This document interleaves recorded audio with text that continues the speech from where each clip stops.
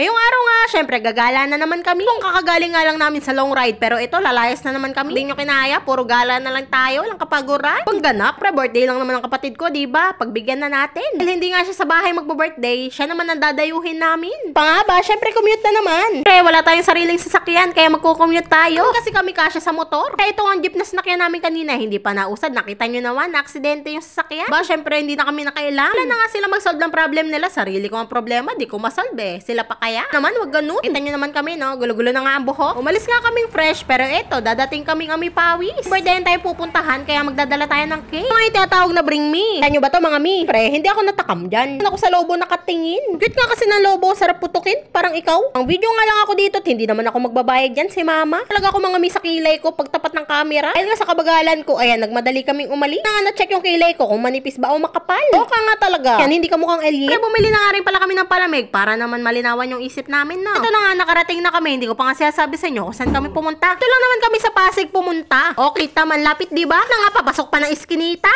Sobrang lapit ngayon. Muntikan pa nga kami magkaligaw-ligaw. Nga kayo magtaka kung bakit ba naka-flashlight ako dito. Natural, walang ilaw. Ito nga daw kasi yung kuryente. Nasira ba? Pre, kahit walang kuryente, tuloy pa rin ang parte. Diba, nakita nyo yan? Syempre, nakita ko rin yan. Nakama ko bigla. Idadamay ko na rin kayo dito. Talo-talo na tayo. Yung dating nga namin, nakaredy na nga yung mga pagkain. Nako, nagutom kami sa biyahe. So, kakain na nga tayo. Wait lang, picturean muna natin yung may birthday. Kakantahan nga muna natin yung ng happy birthday. Alam nga namang maglantakan tayo dyan eh. Wala pa nga, hindi pa tapos. Happy birthday tapos blow. Happy birthday, Tito Ivan. Patay mo muna. Happy birthday to you. Happy birthday to you. Happy birthday, happy birthday. Happy birthday, Tito Ivan. Ay, blow, blow, blow. Ano na talit, blow. 1, 2, 3, Go. go! Yay! Birthday, Ivan, tos nga pala. Pwede na kumasi. Magpipicture muna tayo, mamaya kayo kumain. Pwede na ba kami kanina? Ay, nagugutom na ba kayo? Tutok na talaga kami. Kanina pa kami umaga nila. Narinig nyo naman siguro na.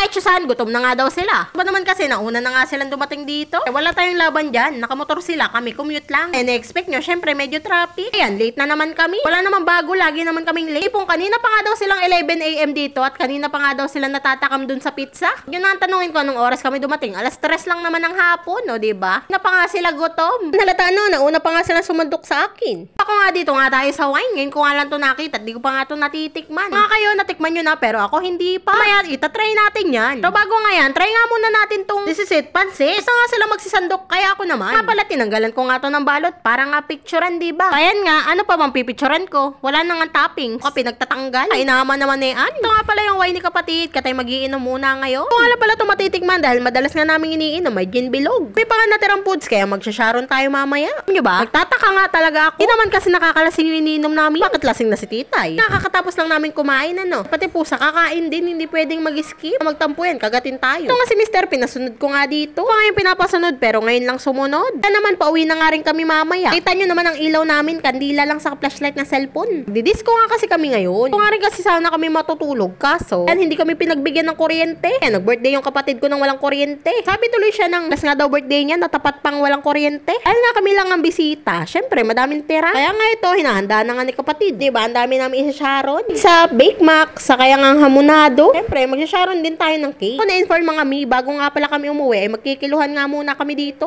Syempre, para malaman kung gaano nga kadami yung nalamon namin. Diba, nakita nyo naman, iskinita to. Wala nga kaingay-ingay. Hindi naman, may iskinita sa Caloocan. Lang, yung mga tao dun, parang hindi natutulog. Gabi ba, parang may piyesta. Nga pauwi na kami, hindi na nga kami magmumoto. Social yan, nag-grab na nga si kapatid. Yung mister ko, pinasunod ko nga para sumakay ako sa motor. Kaso nga, hindi talaga nagdala ng helmet. Hindi naman nakakapagsisi dahil nga komportable dito sa sasakyan. Nakita nyo yan. Baka lang makakita sa amin na nakipag-birthdayan nga lang, pero ang daming bit-bit. Ang daming dala, lipat bahay yan. Habang nagmumuni-muni nga ako dito, nakita ko nga itong mga building na to, ang daming ilaw. Paisip nga tuloy ako na, kano na kaya yung kuryente nila? Yung mga mi, gusto ko magmotor. Lang, puntan langit nga kami, hindi pa uwi ng bahay. Ingat nga lang tayo. Nowhere nga, tumigil nga yung grab na sinakyan namin. Saka ako, no, hindi naman dito yung bahay namin. Ay, namali nga pala ng pindot ng grab. Lang kasi, Vilma Store. Kasi nakalagay na bagong silang Caloocan. Ay ba naman ang Vilma Store sa Pilipinas? Ayan, another book na naman tayo. Naman pala mag-change location, pina-another book pa kami. Lang talaga, si kapatid ang taya. Na kami na problema sa bayan. Galing kami sa handaan kanina, pero pag uwi, gutom na naman. Sarap talaga mag-sharon.